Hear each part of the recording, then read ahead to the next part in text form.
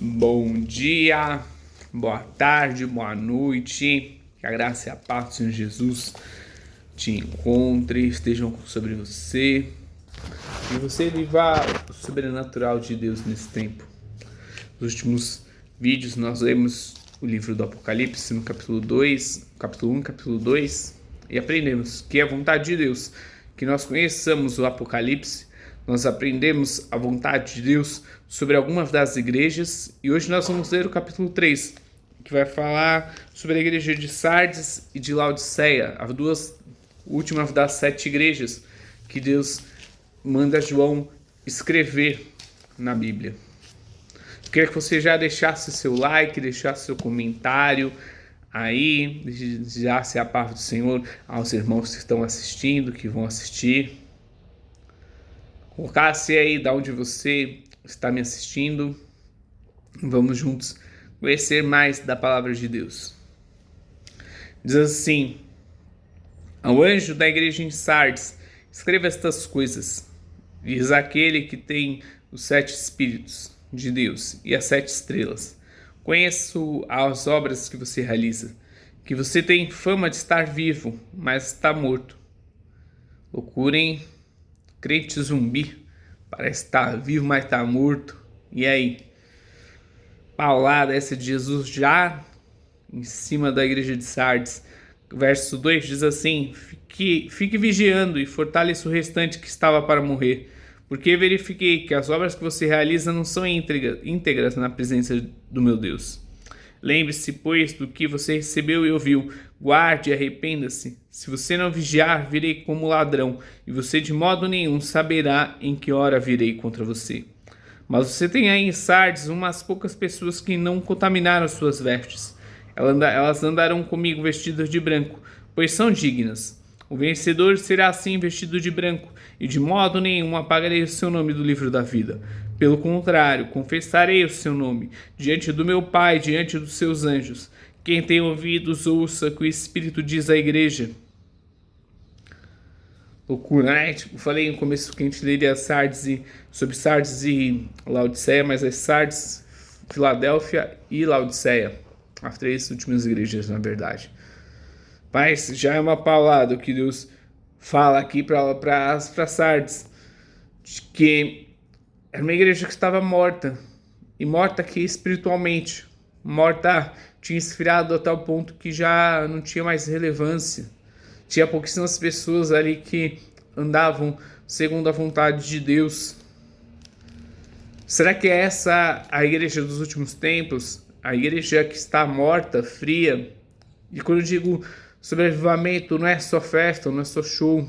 Claro que tudo isso é bacana, é legal, atrai pessoas para a igreja, para se converterem, mas mais do que isso, é a santidade com que nós andamos. Será que nós estamos realmente buscando a Deus em santidade? Nós estamos buscando entender as Escrituras. Glória a Deus por você estar aqui, você está com desejo no coração de conhecer mais as Escrituras. Mas, ainda assim, será que nós estamos tendo um comportamento digno de Deus? Digno das pessoas olharem aí fora e falarem: é bom ser crente, é bom, legal, me interessa, acho que eu vou conhecer essa igreja desse meu amigo, essa igreja do meu familiar, ver se entender realmente que Jesus é esse que transformou a vida deles. Ou será que estão falando de você, agora que virou crente está pior do que quando era do mundo? E no sentido muito mal. Será que estão te chamando de hipócrita por aí? Será que seu comportamento é de um hipócrita? Esse tipo de coisa a gente tem que pensar, porque isso traz esfriamento. Traz uma igreja que às vezes só vai ali pro culto para ficar aquela 1h30, 2 horas orando, mas só repetindo palavras, só ouvindo palavras e dormindo durante o culto, sem prestar atenção realmente o que Deus quer falar com a igreja. Verso 7 diz assim: ao anjo da igreja de Filadélfia escreva essas coisas. Diz o santo, o verdadeiro, aquele que tem a chave de Davi, que abre e ninguém fechará, que fecha e ninguém abrirá. Conheço as obras que você realiza. Eis que tem posto diante de você uma porta aberta, a qual ninguém pode fechar. Sei que você tem pouca força, mas guardou a minha palavra e não negou o meu nome. Eis que eu farei com os que são da sinagoga de Satanás, desses que se declaram judeus e não são, mas mentem. Eis que farei com que venham até você, prostrem-se aos seus pés e reconheçam que eu amo você. Procurem que sejamos nós essa igreja, que anda em santidade, que buscar realmente a Deus dessa forma. Porque às vezes pode parecer que a gente não tem força, que a gente está pregando e ninguém vem, ninguém se transforma, mas o nosso coração de transmitir a verdade, isso é maravilhoso diante de Deus. E aí uma vida, duas que se convertem, já é uma alegria nos céus. Verso 9, eis que eu farei com que... sim, na verdade estamos no 10. Você guardou a palavra da minha perseverança, por isso também eu guardarei da hora da provação, que há de vir sobre o mundo inteiro, para pôr a prova os que habitam sobre a terra. Venham sem demora, conserve o que você tem para que ninguém tome a sua coroa. É importante a gente ter às vezes o coração limpo, mas mais do que só ter o coração limpo é tomar cuidado, para que palavras, para que aquilo que falam, que a gente vê, não domine o nosso coração, não nos afaste. Muitas pessoas estão afastadas da igreja por aquilo que ouviram de homens, por aquilo que viram de homens. Mas a gente precisa se relacionar com Jesus. Então, se você está afastado, volte para a igreja, porque Deus tem um projeto na igreja. E não é a igreja templo de pedra, de pau. Não, é a igreja união do corpo de Deus. E é claro que nós nos reunimos sim num templo físico, mas nós também somos o templo físico de Deus. E Deus quer essa união. Diz assim, verso 12.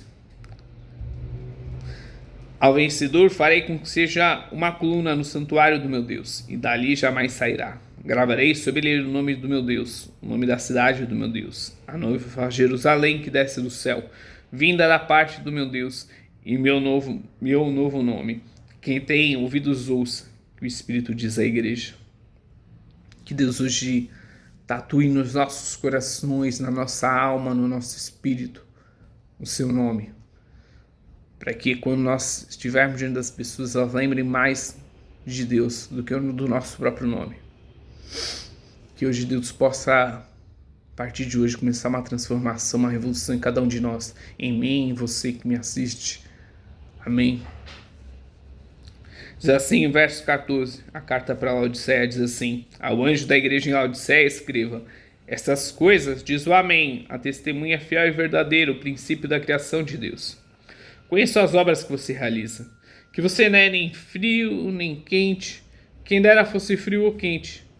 Assim, olha, Laodiceia, ela não é nem a igreja de Filadélfia, não é nem a igreja de Sardes, mas tampouco é a de Filadélfia. É uma igreja morna, uma igreja que não é isso nem aquilo. Deus não sabe para onde está indo. Conheça as obras que você realiza, que você não é nem frio nem quente. Quem dera fosse frio ou quente. Assim, porque você é morno e não é nem quente nem frio, estou a ponto de vomitá-lo da minha boca. Você diz: sou rico, estou bem de vida e não preciso de nada, mas você não sabe que é infeliz. Sim, miserável, pobre, cego, nu. Loucura, né? Porque a cidade de Laodiceia era rica, tinha um dos primeiros colírios que a humanidade conheceu, tinha um grande lugar de fabricação de tecidos, e ainda assim Jesus usa esse comparativo, que eles se achavam ricos, poderosos, por uma questão às vezes financeira, por uma questão às vezes religiosa, mas não tinha o contato verdadeiro com Deus. E às vezes a gente acha isso. A gente acha que o rico, o poderoso, ele tem mais contato com Deus quando ele se converte. Mas não. Deus, ele busca os humildes de coração, independente do quanto você tem na sua conta no banco. E Deus dá um conselho à igreja de Laodiceia, verso 18, diz assim: aconselho que que você compre de mim ouro refinado pelo fogo, para que você seja de fato rico. Compre vestes brancas para se vestir, a fim de que a vergonha da sua nudez não fique evidente, e colírio para ungir os olhos, a fim de que você possa ver. E repreendo e disciplino aquele que amo. Portanto, seja zeloso e arrependa-se. Estou à porta e bato. Se alguém ouvir a minha voz e abrir a porta, entrarei em sua casa e cearei com ele, e ele comigo. E aí? Jesus hoje está na sua porta, está pronto para abrir seu coração? Abra hoje seu coração para Jesus. Deixe ele entrar, deixe ele limpar o que está precisando limpar aí. Ao vencedor darei o direito de sentar comigo no meu trono. Assim como também eu venci e me sentei com meu Pai no seu trono. Quem tem ouvidos ouça o que o Espírito diz às igrejas. Mais uma vez, essa carta é dirigida às igrejas. O Apocalipse é dirigido às igrejas. E nós vamos estar de ouvidos atentos a tudo aquilo que Deus quer falar conosco. E aí, você tem sido frio, quente ou morno? Nós lemos as 3 igrejas e elas têm esse comparativo. E aí, qual delas você se assemelha mais? Vamos buscar a correção de cada uma dessas palavras na nossa vida? O Senhor te dê um dia abençoado e no próximo vídeo vamos ler o capítulo 4. Não esquece de curtir e compartilhar isso para quem precisa, tá bom? Deus abençoe.